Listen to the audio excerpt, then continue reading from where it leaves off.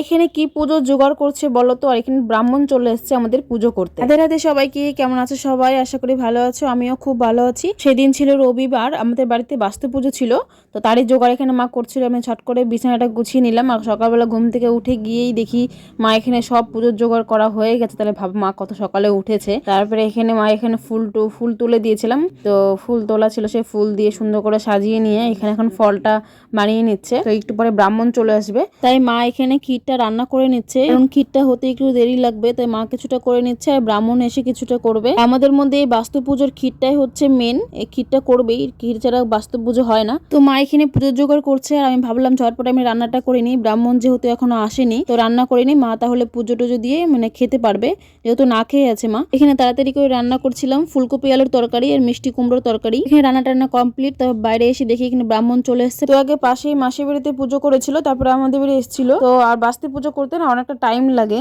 তারপরে বাদ বাকি পুজোর জোগাড় যেটুকু বাকি ছিল, ব্রাহ্মণের যেটুকু করতে হয় সেটুকু করে নিয়ে তারপরে এখানে পুজো করছে। তো এখানে মা পুজোতে বসে গেছে, মা অঞ্জলি দিয়েছিল।